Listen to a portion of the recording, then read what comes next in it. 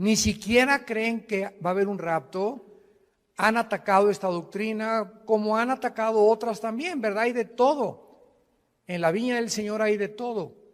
Y siempre que encontramos una controversia en la Biblia, no se debe más que a dos razones principales. Cristo dijo: erráis ignorando las Escrituras y el poder de Dios. Entonces, cuando en la Biblia, por ejemplo, hay un grupo que dice: yo no creo que la salvación se pierde. Y cuando me encuentro así, tengo debates en una cadena que se llama Enlace, casi los miércoles cuando me invitan a debatir con pastores en todo el mundo. Están desde Costa Rica, están de Colombia, y yo estoy solo en Dallas, porque ahí está la base de Enlace Internacional. Y pues me dicen, ¿verdad? ¿Qué piensa usted de por qué se pierde la salvación? Y les contesto: ¿ustedes ya han estudiado la otra cara de la moneda? ¿Cuál es? Que en la salvación no se pierde, porque los que creen que se pierde la salvación tienen solamente 5 pasajes en todo el Nuevo Testamento que leyéndolos, parece que se pierde la salvación, contra más de 175 pasajes que nos enseñan que es imposible perder la salvación. Entonces, cuando tienes en la Biblia una balanza y tienes dos perspectivas o dos doctrinas, es importante buscar cuál tiene más peso teológico y entender por qué las personas que creen eso lo creen, para que tú les puedas mostrar con los versículos que ellos usan para demostrar que esto es así, contradecirles a través del contexto dentro del cual el texto está escrito, porque sacar un texto de contexto es hacer un pretexto. Entonces, las sectas se caracterizan por eso. Tú platicas con un testigo de Jehová, y un testigo de Jehová te va a decir que Cristo no es Dios, que el infierno no existe, y le preguntas: ¿por qué niegas que Cristo no es Dios? Y te contestan: es que Él dijo que nadie sabe estas cosas más que el Padre. Entonces, ¿cómo puede Cristo ser Dios si dijo que Él no sabía ni siquiera el día ni la hora? Sin entender que cuando Cristo bajó al mundo, Filipenses capítulo 2, Él se hizo igual que nosotros, se puso debajo del Padre temporalmente, para que Él no hiciera nada más que lo que el Padre le dijera, y dejarnos el ejemplo de la sumisión a la autoridad. Pero Jesucristo era 100% Dios y era 100% humano. Tú platicas con un mormón y el mormón te va a decir que ¿por qué no podemos tener 4 mujeres, 5 mujeres? Si David tuvo casi 7, 8, Salomón tuvo casi 1000. ¿Y por qué yo no? Dice don Pancho Pistolas. Y tú puedes contestarle claramente, ¿verdad? La dispensación o la administración bajo la cual vivieron. ¿Por qué Cristo, Dios? Porque Dios tiene 2 clases para poder juzgar. Una, la voluntad de Dios, apúntalo, es permisiva y directiva. Entonces, el hecho que Dios permita algo no significa que sea la voluntad de Dios.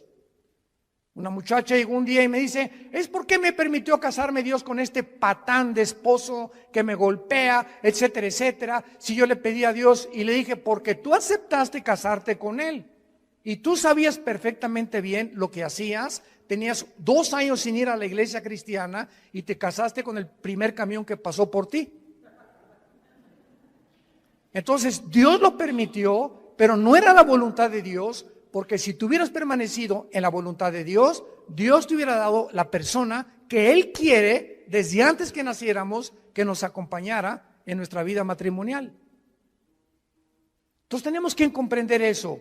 El que Dios haya permitido que Abraham se aventara el clavado con Sara, con Agar, y que David tuviera esposas, y que Salomón lo dejó como ejemplo para que Salomón escribiera el libro de Eclesiastés.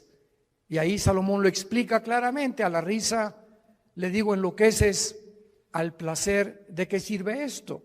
Para que cualquier hombre que crea que teniendo 2 mujeres o 3 mujeres ya la hizo y vas a ser feliz, te equivocas, porque las cosas que se escribieron para nuestra enseñanza se escribieron, a fin que a través del ejemplo de los hombres y mujeres que Dios exhibe con sus pecados en la Biblia, veamos que por eso la Biblia es un libro de santidad. Muy bien, vamos a abordar esta doctrina del rapto de la iglesia. Primera de Tesalonicenses 4, del 13 al 18. Pablo les dice a esta iglesia: no queremos, hermanos, o tampoco queremos que ignoren acerca de los que duermen. Dios no quiere que ningún cristiano ignore qué pasa después de morir. No quiere Dios que nosotros ignoremos qué hay después de la muerte, para que no nos comportemos como la gente que, como no sabe qué hay después de la muerte, como mi abuelita, se murió uno de sus hijos de mi abuela materna y se vistió de negro 8 meses sin salir de su casa para guardar luto. Háganme ustedes el favor. ¿Por qué lo hizo y por qué lo hacían nuestros abuelos o abuelas? Por la ignorancia de saber qué es la muerte y cómo debemos comportarnos delante de la muerte. Entonces así comienza Pablo escribiéndoles a estos hermanos: no quiero que ustedes ignoren acerca de los que duermen.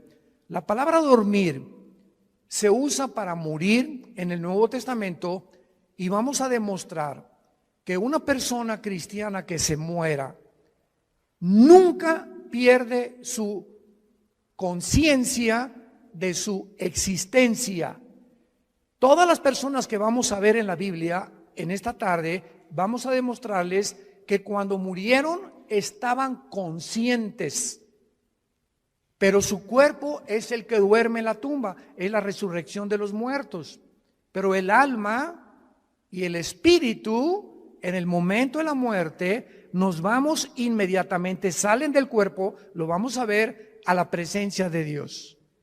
Si tú mueres sin Cristo en esta noche, o mañana, o dentro de un mes, tu alma y tu cuerpo y tu espíritu se salen y descienden al centro de la tierra, al Sheol. O en el Nuevo Testamento, con la palabra Hades, que son diversos compartimentos. Es como una prisión en el centro de la tierra, donde están esperando millones de espíritus el juicio del gran trono blanco de Apocalipsis 20, del 11 al 15, que es el juicio de los incrédulos. Y cuando acabe el milenio, Dios los va a sacar del Sheol, van a estar enfrente de Él, parados, ya no hay oportunidad de hincarse, ya no hay oportunidad de pedir perdón, y Dios va a abrir los libros y les va a demostrar con los ángeles y con nosotros como jurado. 1 Corintios 6, del 3 al 4, somos el jurado en el juicio de Dios, porque Dios hizo un lugar que se llama el infierno.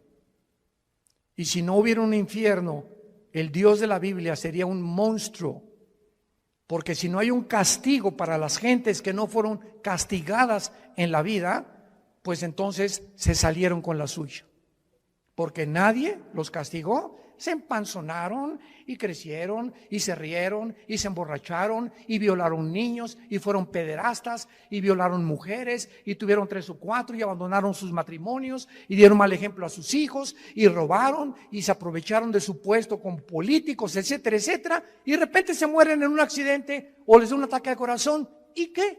Y vivieron como, hasta le da envidia a los cristianos cuando muchos incrédulos viven como viven. Pero la Biblia dice que hay un juicio, y de este juicio no se escapan nadie, porque Dios no puede ser burlado. No quiero que ignoren acerca de los que duermen, porque para que no nos entristezcamos como los otros, o sea, como los que no son cristianos, que no tienen esperanza. Entonces, cuando se muere un cristiano, hay lágrimas, y nunca te aguantes. Ahora está demostrado psicológica y neurológicamente que cuando una persona reprime sus emociones, algo sucede que comienzas a descomponerte emocional y mentalmente. Y puedes llegar a depresiones gravísimas. Entonces, Dios nos dio la capacidad de llorar. Y si alguien se murió, no te aguantes, llora. Y desahógate todo lo que puedas. No te aguantes cuando tienes ganas de llorar, llora. Pero al mismo tiempo que lloramos, hay una compensación de saber que mi primo, mi hermano, mi papá está en un lugar muchísimo mejor que si se hubiera quedado en Querétaro. Está feliz con el pandero si fue cristiano, etcétera, etcétera. Y hay una tristeza porque es un ser que ya no nos vamos a volver a ver. Como dijo el hermano Luis Palau, hace unos meses que acaba de morir de cáncer, grabó un video que me atravesó el corazón. Y Luis Palau dijo antes de morir, semanas antes de cáncer, yo quisiera que toda mi familia se fueran en el mismo avión conmigo. Así lo dijo, en el mismo avión. Pero yo me voy adelantando y me van a alcanzar después en otro avión ellos. Pero estoy contento porque voy y sé a dónde voy. Porque sé que me está esperando Jesucristo. Y el momento que cierre mis ojos y que mi alma salga, me olvido de todo y descanso verdaderamente por toda la eternidad. Entonces, este pensamiento lo trajo Jesucristo, porque tenemos esperanza. Entonces, Dios no quiere que vivas como los que no tienen esperanza, que le lloran a sus muertos 6 meses, 1 año, 2 años de luto. Esto es absurdo y ridículo para un cristiano. Versículo 14, porque si creemos, vean el sí condicional. Si realmente tú crees que Jesús murió y resucitó, así también, vean con mucha atención esto, así también traerá Dios con Jesús a quienes.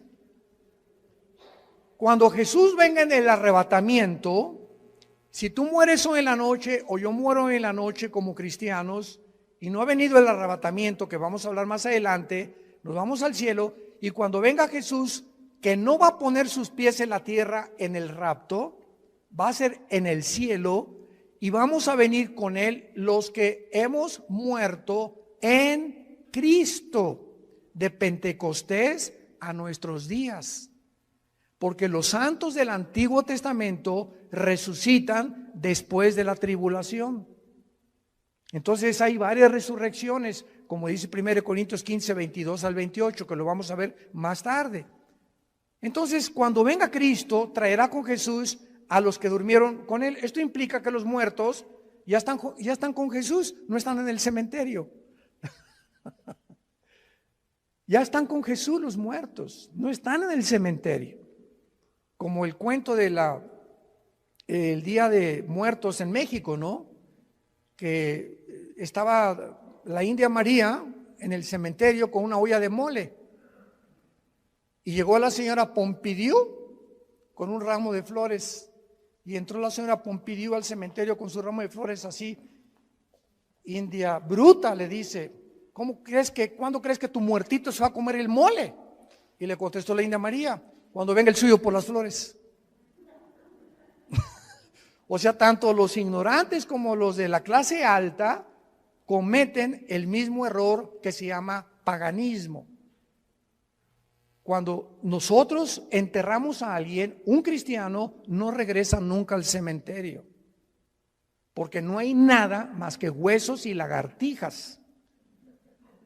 Y pararte enfrente de una tumba o de un monumento de una tumba, ¿verdad? Es por ignorancia, porque de alguna manera queremos seguir teniendo contacto con eso y, ay, mi chole, ¿verdad? Y perdóname que te haya hecho lo que te haya hecho, ¿verdad? Y perdóname, mi chole. Y comenzamos a hablar con el muertito, con la muertita, y él no está ahí. Ni se va a comer el mole, ni va a salir por las flores. Entonces, todas esas costumbres han sido arrastradas por ignorar qué hay después de la muerte.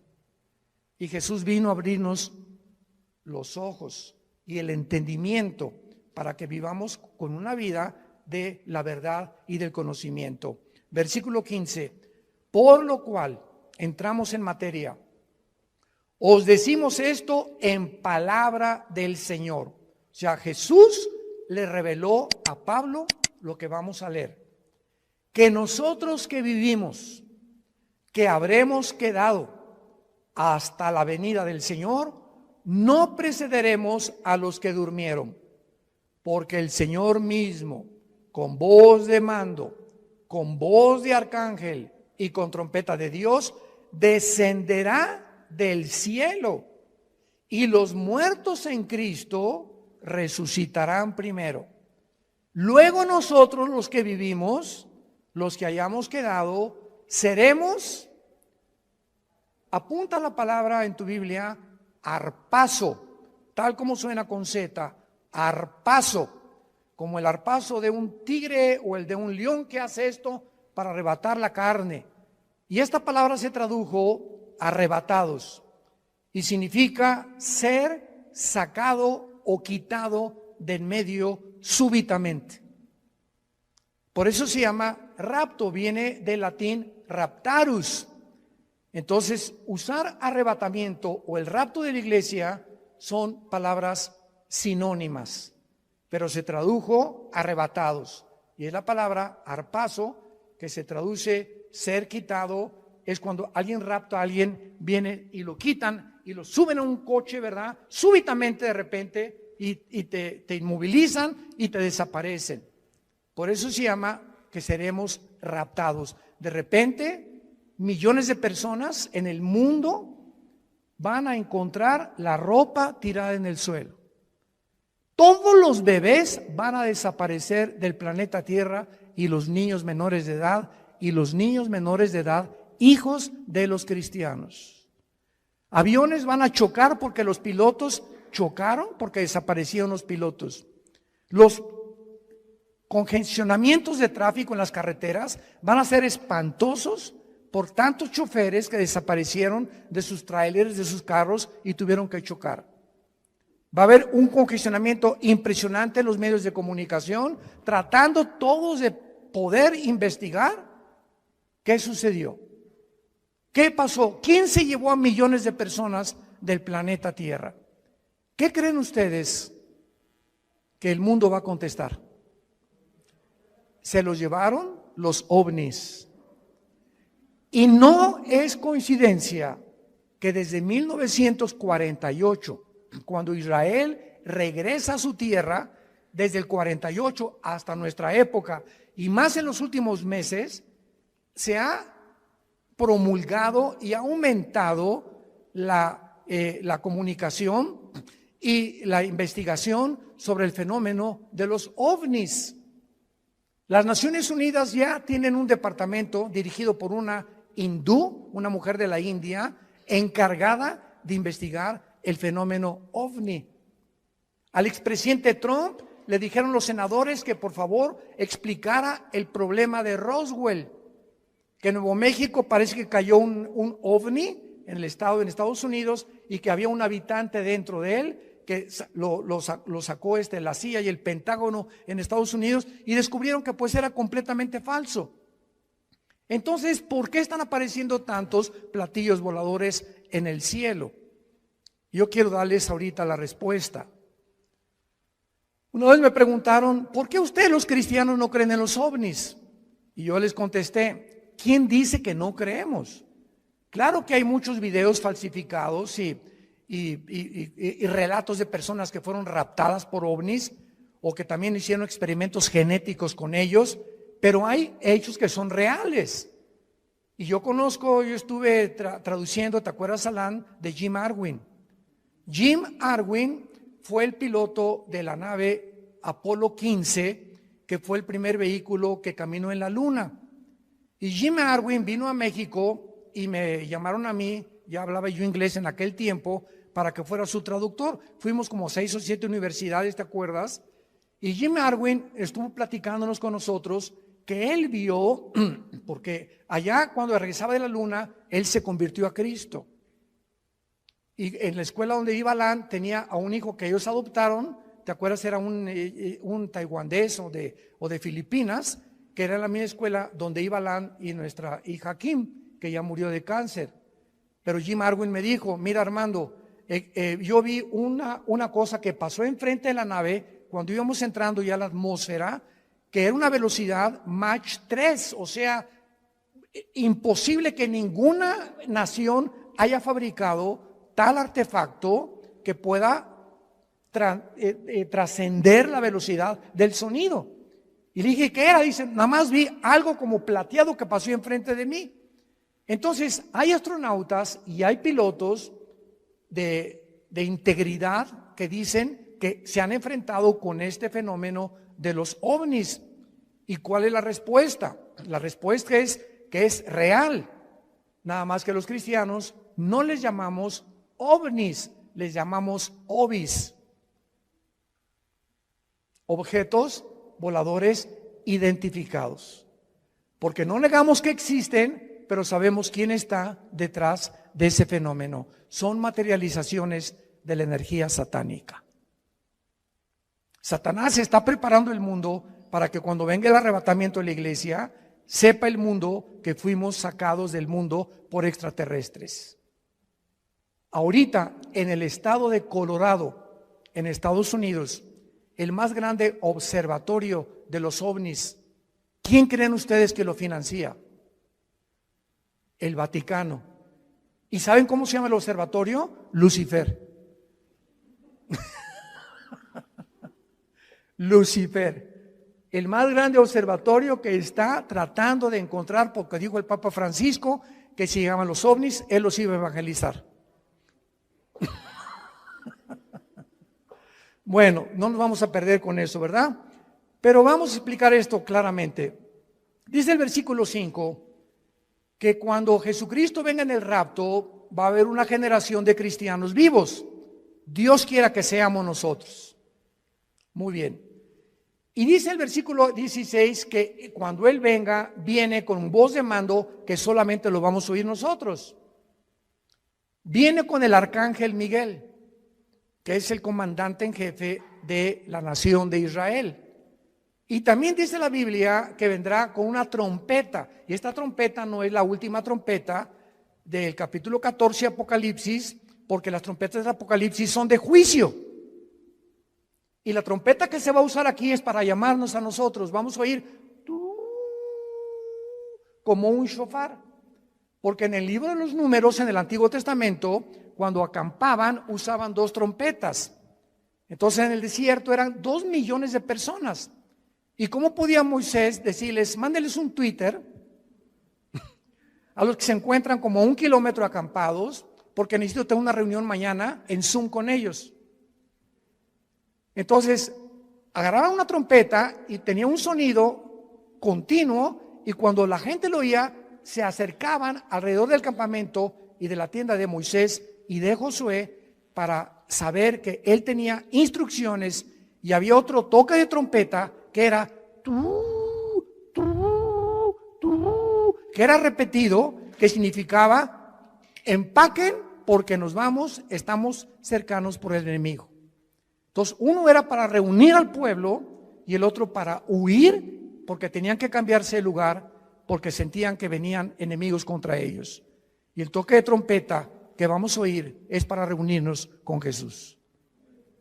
No puede ser la trompeta del Apocalipsis. Esto es muy importante para poder saber, porque he oído que han dicho que es la última trompeta del Apocalipsis, y esas son trompetas de juicio.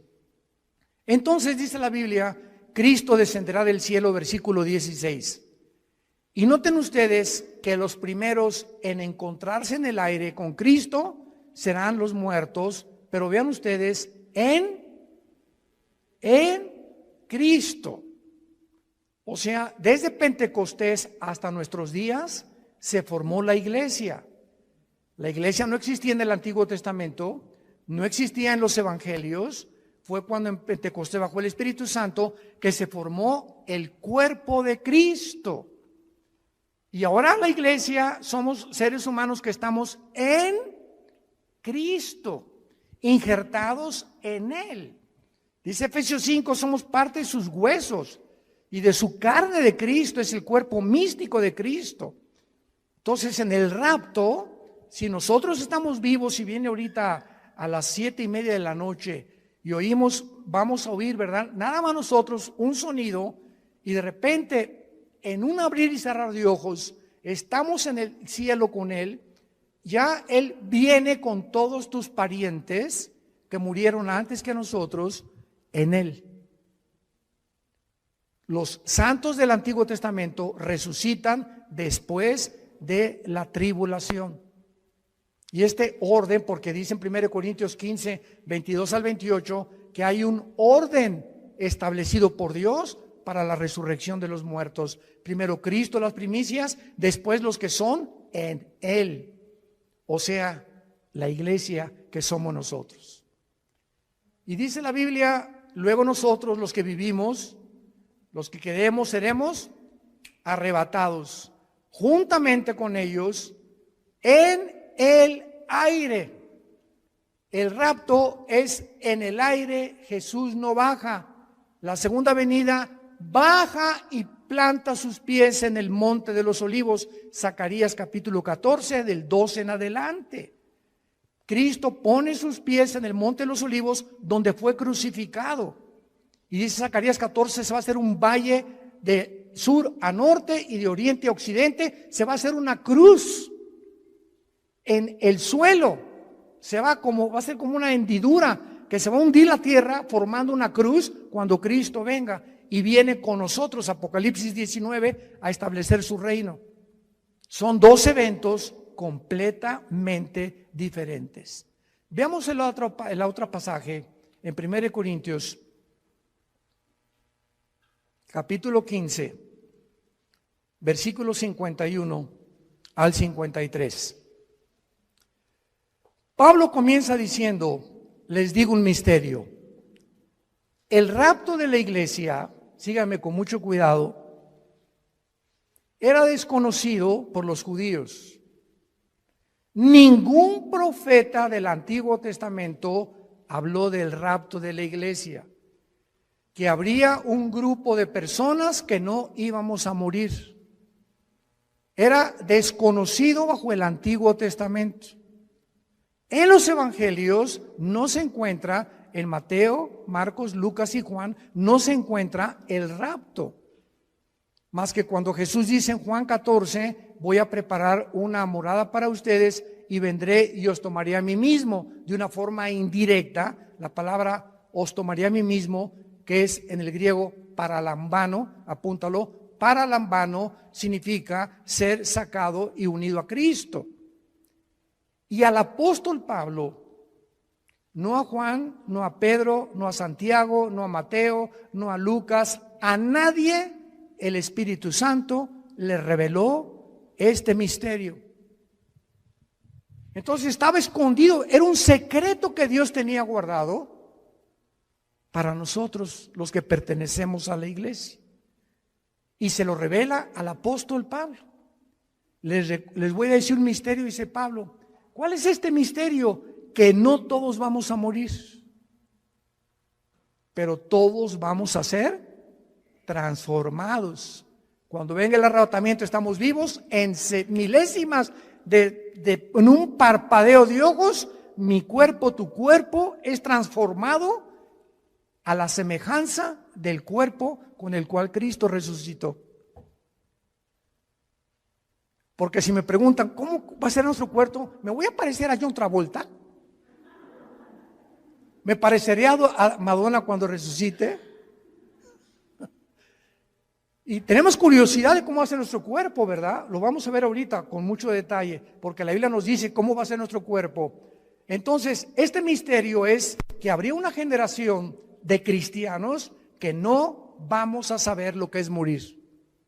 No vamos a atravesar el túnel que atraviesan, como decía David le llamó el camino de todos los hombres. Pablo le dice abandonar este cuerpo.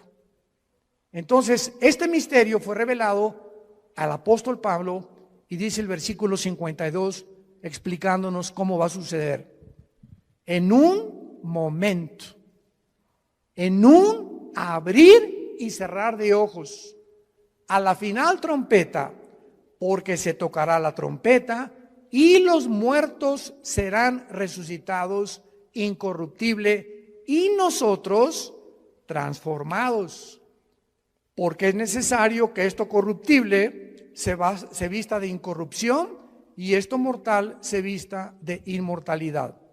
Muy bien, ahora vamos a demostrar a continuación claramente en la Biblia que lo que enseñan los testigos de Jehová y los mormones es una grande equivocación, que los muertos están dormidos y que no hay conciencia después de la muerte hasta la resurrección.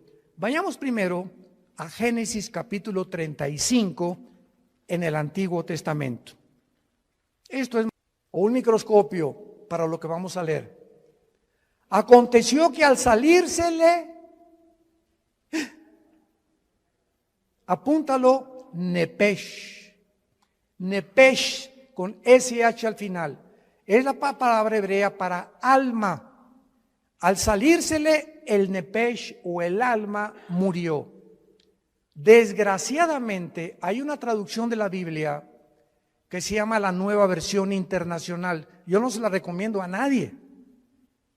Y si tú lees este versículo en esta versión de la Biblia, dice, aconteció que suspiró. ¿Y qué es un suspiro? O sea, no explica nada, ¿no? Porque no nos revela la parte que forma el cuerpo humano, que es el alma. Vamos a ver cuál es la otra parte del cuerpo humano.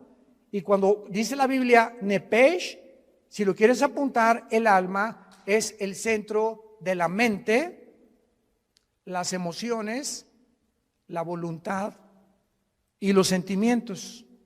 Eso es el alma. Y que en otras partes del Antiguo Testamento se traduce como el corazón. Del corazón salen las malas palabras, del corazón sale esto, del corazón aquello, perverso y engañoso el corazón, Jeremías 17:9, y cuando dice perverso y engañoso el corazón, perverso y engañosos son nuestros sentimientos, perversos y engañosos son nuestras emociones, perverso y engañoso es nuestra voluntad y nuestro intelecto. Nacimos torcidos. Qué peligroso es que confiemos en nuestros sentimientos y en nuestras emociones cuando no están bajo el control del Espíritu Santo. Ay, hermano, me voy a casar. Sí, qué bueno que te vas a casar, Conchita. Es que está re guapo, se parece a Rambo. ¿Y te vas a casar por el físico? No, voy a casar porque que te linda y está muy bonita. ¿Y te vas a casar por el físico o realmente ya tienes un tiempo conociendo el corazón de esa persona, su carácter, cómo reacciona a diferentes cosas, caminar con Cristo? Porque el matrimonio es para dos discípulos. El matrimonio es para dos discípulos de Jesús. Porque si te casas y eres cristiano con una que no es cristiana o con uno que no es cristiano, ¿qué va a pasar? Es como atar en el arado, en el campo, a un buey con un burro. Entonces el buey jala para acá y el burro jala para allá. Para arar el arado se necesitan dos bueyes. No estoy diciendo que seas buey. Y son palabras bíblicas, ¿eh?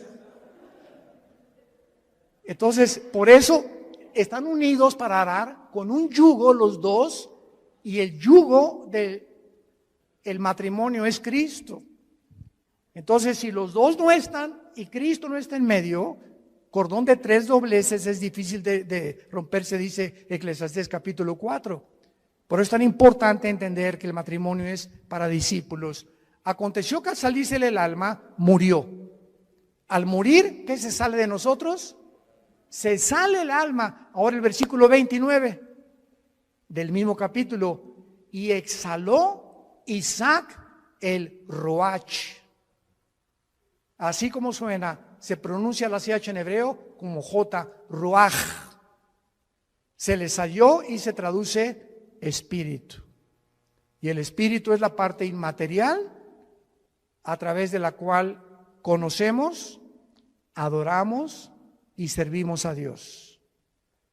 Adoramos en espíritu, servimos en espíritu y seguimos en espíritu al Creador. Y hasta que el espíritu entra a nuestra vida y renace y resucita el espíritu muerto con el cual nacemos, no podemos servir a Dios. Y hay cristianos que sirven a Dios sin el espíritu. ¿Sabían eso? Sirven a Dios en la carne. Predican, enseñan, hacen, pero la motivación por lo cual hacen todo lo que hacen no es para Él. Es o para ser vistos, o para ser recompensados, o por muchas otras intenciones. Y lo encuentran en Apocalipsis 2, del 1 al 4, con la iglesia de Éfeso. ¿Se acuerdan de esta iglesia? Que le dice Cristo: yo conozco tus obras, has tenido paciencia, has probado los que son apóstoles y son mentirosos, has tenido esto y el otro, y en ese momento, Señor, gracias. Hasta que me reconoces, Señor. Con cualquiera de estas cosas que Cristo está alabando, se sentiría uno orgulloso, ¿verdad? Pero dice Cristo, pero, hay un pero, ¿cuál es, Señor, el pero?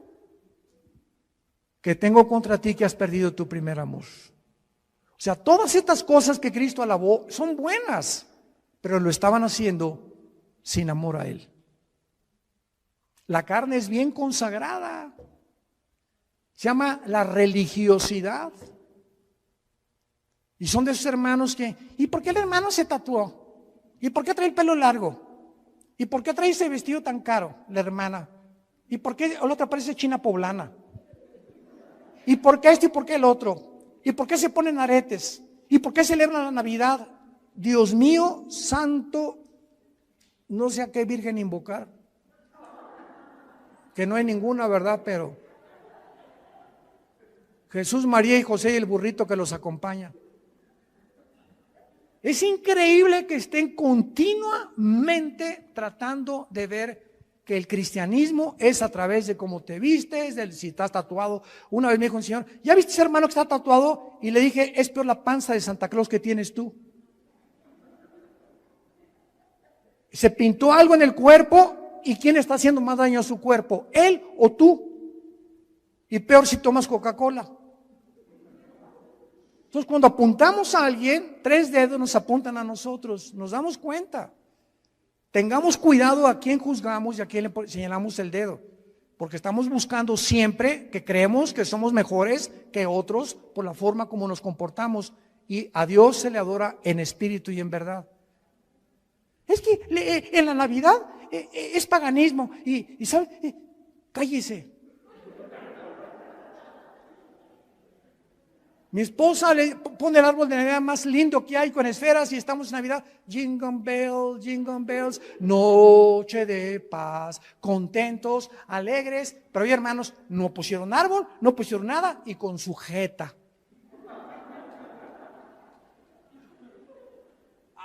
Imagínense en el cielo, Dios al arcángel Miguel, búscame a los que pusieron arbolito y les pones una tacha.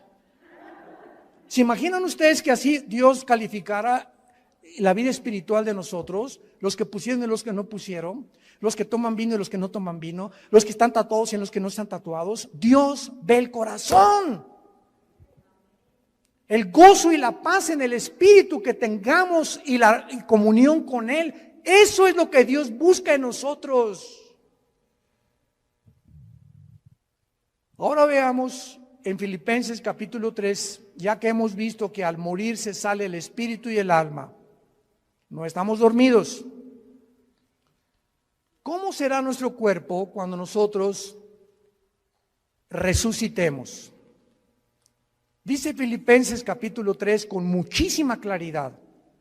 Y tal vez muchos lo han leído antes, pero noten ustedes con los detalles que Dios nos da. Filipenses 3, 20 y 21. Mas nuestra ciudadanía está en los cielos, de donde también esperamos. Esta es nuestra esperanza. Estamos esperando no al anticristo, estamos esperando a Jesús, al Salvador, al Señor Jesucristo, el cual transformará el cuerpo de la humillación nuestra para que sea semejante ¿a quién? Para que sea nuestro cuerpo igual ¿a quién?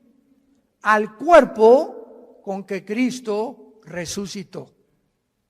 Muy bien, ya tenemos una pieza clave para saber que cuando resucitemos, nuestro cuerpo tendrá las características que tenía Cristo cuando Él resucitó. Muy bien, ¿cuáles características tenía Cristo cuando Él resucitó? Número 1, cuando Jesús estaba abriendo sus brazos en la cruz, los romanos tenían la orden, y era de pena de muerte, de asegurarse que el crucificado, antes de que lo bajaran, estuviera muerto. Y como muchas veces se desmayaban por el dolor, lo podían bajar creyendo que estaba muerto. No hay las pruebas clínicas que hay en el siglo XXI para mostrar que una persona está muerta. Entonces lo que hacían los romanos era romperles los meniscos con un mazo grandísimo en las rodillas, los meniscos de las rodillas. Entonces el crucificado tendría que caer y asfixiarse, y si no estaba muerto, moría por asfixia. Y entonces así se aseguraban de que la persona estaba muerta. Pero estaba escrito en Deuteronomio que a Jesús no lo romperían los huesos. Y cuando se acercó un soldado a Cristo para romperle los huesos, un centurión romano le había dicho al soldado: detente, yo voy a hacerlo de otra manera. Agarró una lanza y lo atravesó de la izquierda a la derecha, todo el diafragma y el corazón de lado a lado, para asegurarse que estaba muerto. Y el apóstol Juan en el Evangelio escribe esto: vi salir, porque él estaba en la cruz con María su madre y con María Magdalena, son los únicos que estaban en la cruz, y otra mujer. Vi salir una gota de agua mezclada con sangre. Esto lo escribió Juan hace 2000 años. Y la cardiología moderna, un cardiólogo te da testimonio y te da evidencia que cuando se mezcla el agua con la sangre, implica la rotura del pericardio. ¿Qué es el pericardio? Es una capa que envuelve el corazón, y cuando se rompe produce un derramamiento de agua mezclada con sangre, lo que implica que cuando Jesús fue atravesado con la lanza, ya estaba muerto. Y ahora quiero hacerles una pregunta a todos ustedes, que me encanta hacérselas, sobre todo a los teólogos, aquí a los calvinistas y a los arminianos, y yo que aquí, que se me diga, a ver. ¿De qué murió Cristo?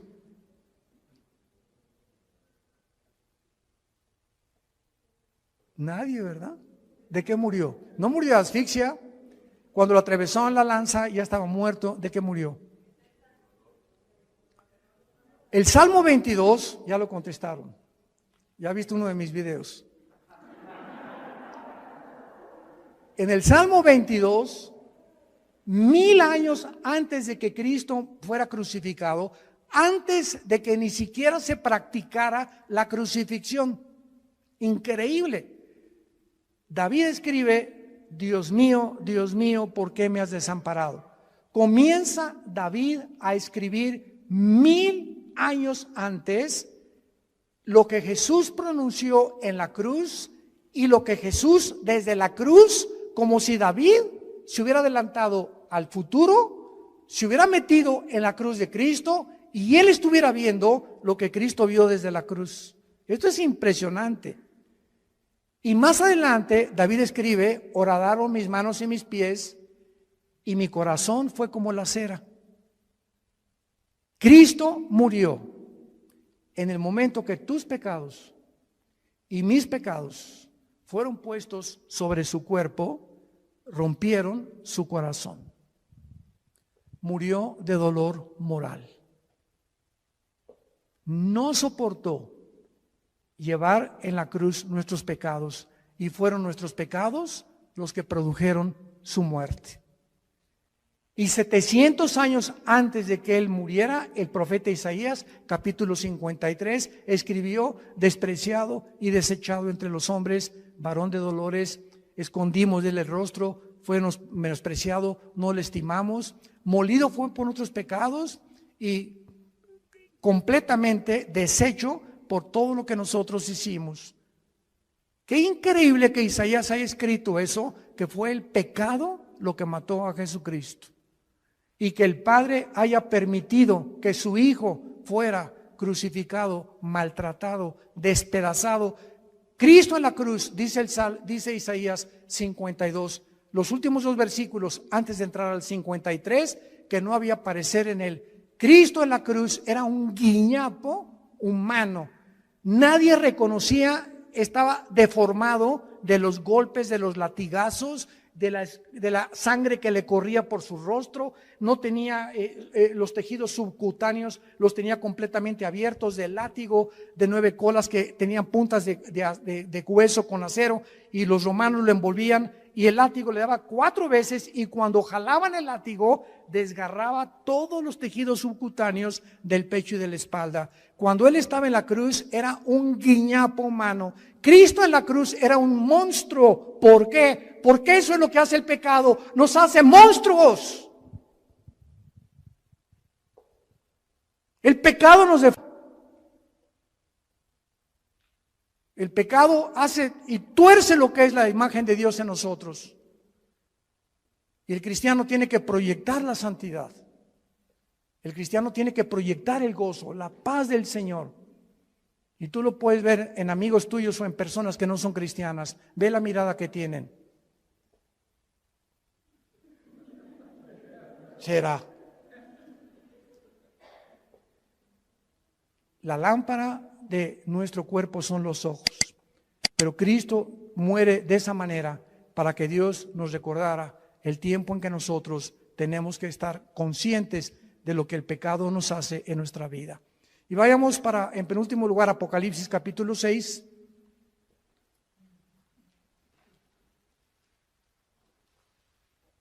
Molido por nuestros pecados. Qué tremendo.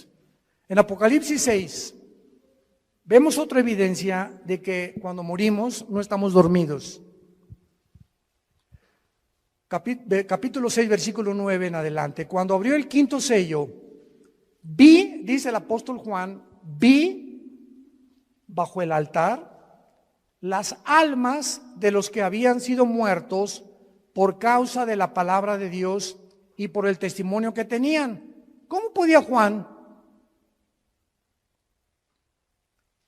ver en el cielo cuando la sangre y la carne no pueden heredar la corrupción? ¿Cómo pudo Dios llevarse a Juan al cielo? ¿Cómo pudo en 2 Corintios 12 llevarse Dios a Pablo al cielo cuando nuestro cuerpo nos impide estar en otra dimensión donde todo es santidad y perfección? Lo corrompible no puede heredar la incorrupción, ya lo vimos. Bueno, la respuesta es que Juan estaba durante el tiempo de la tribulación en el Espíritu en el cielo. Y esto nos muestra que aparte de los ojos físicos que tenemos, porque cuando alguien está muerto, vienen los gusanos y nos comen el cerebro, ¿verdad? Nos comen los ojos en la tumba, nos comen las orejas y queda el puro esqueleto ahí tirado en el cementerio. Sin embargo, en la otra vida tenemos ojos, tenemos oídos y tenemos otro cuerpo. Y los ojos que vamos a tener en la otra vida, ya los tenemos en esta vida y se llaman los ojos espirituales, que estamos entrenando para ver la Biblia. Si tú vienes a la Biblia con tus ojos carnales, sin antes orar ni limpiar tu vida, Dios no va a permitir que veas nada de revelación, ni el Espíritu Santo te va a descubrir las cosas profundas que se encuentran en la Biblia, porque los puros de corazón verán a Dios, nada más. No podemos acercarnos a Dios con un corazón sucio y con una mente inmunda. Entonces, qué increíble, ¿verdad? Que la Biblia pueda mencionar que podamos mantener la existencia y la conciencia de la existencia. Y esto nos prueba otra cosa tremenda que hoy en la comida mi esposa y yo, platicando con unos dentistas en casa de Alán, nos compartieron, ¿verdad?, de lo que está descubriendo en el mundo de la medicina, de las vibraciones, etcétera, etcétera. Tú sabes que nosotros cuando soñamos, ¿no es la mente la que produce los sueños? ¿Tú sabes que los pensamientos no se forman en el cerebro? Los pensamientos y los sueños están en el área de la dimensión espiritual. Y una cosa es el cerebro y otra cosa son los pensamientos. Porque cuando tú mueras, tu cerebro se queda con los gusanos, alimento de los gusanos, y en la otra vida vas a recordar quién eres. Pero ¿cómo si tu cerebro ya no lo tienes? Ya se lo comieron los gusanos. Esto nos demuestra claramente que la conciencia no está en el cerebro, los pensamientos no están en el cerebro. El cerebro no es un órgano como el hígado que produce la bilis y los intestinos, los jugos gástricos, etcétera, etcétera. Pero el cerebro es solamente un órgano, pero no forma parte de la vida espiritual. Y cuando la Biblia dice renovaos en vuestra mente, no dice en el griego en el cerebro, dice en vuestra mente, y la mente es el alma. ¿Están aprendiendo algo? Juan está en el cielo y ve las almas de los muertos. No estaban dormidos.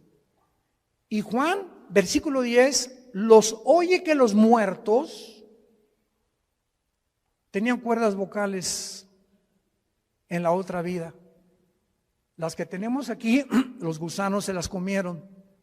Y en la otra vida Juan oye que clamaban a gran voz, oyó que estaban junto a Dios y le estaban preguntando a Dios: ¿hasta cuándo, Señor, santo y verdadero, no juzgas y vengas nuestra sangre en los que moran en la tierra? ¿Qué fue lo que Juan oyó que estaban diciendo estos muertos en el cielo? Que estaban muertos en su cuerpo, pero conscientes de existencia en la otra vida, espiritualmente hablando. ¿Estaban pidiendo venganza? Estaban pidiendo justicia. Ahora, fíjense qué importante es esto. En el cielo, los que están ahorita en el cielo están conscientes de muchas cosas que pasan en la tierra, como nos los demuestra este versículo, porque más adelante se les dice que se esperen hasta que mueran los demás que el anticristo va a matar. Y estos muertos que están en el cielo están conscientes que la justicia no se ha hecho y están gritando a Dios: ¿hasta cuándo? Y es el grito de nosotros en el siglo. Los 7 ángeles que estaban en pie ante Dios y se les dieron 7 trompetas. Otro ángel vino y se paró ante el altar. Allá en el cielo hay un templo con altar, con lugar santo, con lugar santísimo y con atrio. Cuando Dios hizo el tabernáculo, lo hizo conforme a los planos que Dios le dio de algo que ya existía y que todavía está en el cielo. Y en todo Apocalipsis encontramos: vi el altar, se abrió el cielo y vi salir del altar de Dios los ángeles. Hay un templo en el cielo, literal, y bajará con la nueva Jerusalén. Capítulo 21 y 22, muy bien. Vi entonces otro ángel, se paró frente al altar. ¿Con qué? ¿Se acuerdan ustedes lo que representa el incienso? ¿Qué representa? Las oraciones, ¿verdad? Vi al ángel con un incensario de oro y se le dio mucho incienso, o sea, le dieron muchas oraciones más, porque cada vez que oramos sube al cielo. Cuando tú te hincas o sentado o nos reunimos 4 o 5 a orar o 10, no nos imaginamos el poder que se une espiritualmente y sube al cielo con mucho más fuerza cuando 2 o 3 se ponen de acuerdo en lo que están pidiendo. ¿Se acuerdan de Jesús? Cuando 2 o 3 se pongan de acuerdo en lo mismo, les será concedido, porque es mucho más fuerte cuando me pongo en oración con mi esposa o a la hora de la comida, oramos por esto, por aquello, y estamos 2 o 3 de acuerdo, y esto sube como un cohete hasta el altar de Dios. Se le dio mucho incienso para añadirlo a las oraciones de todos los santos sobre el altar de oro que estaba en el trono. O sea, hay un altar y un incensario en el cielo, y las oraciones siguen subiendo, pongan atención, y Dios las está como si fueran incienso, metiéndolas, guardándolas, tus lágrimas, mis lágrimas, las oraciones. Dios está almacenando las oraciones. Vean ustedes lo que sucede. Versículo 4, y de la mano del ángel subió a la presencia de Dios el humo del incienso con las oraciones de los santos. Estas oraciones, simbolizando el incienso, suben a la presencia del Creador de los cielos y de la tierra. Y entonces el versículo 5 dice algo sorprendente. Entonces el ángel tomó el incensario, o sea, nuestras oraciones, lo llevó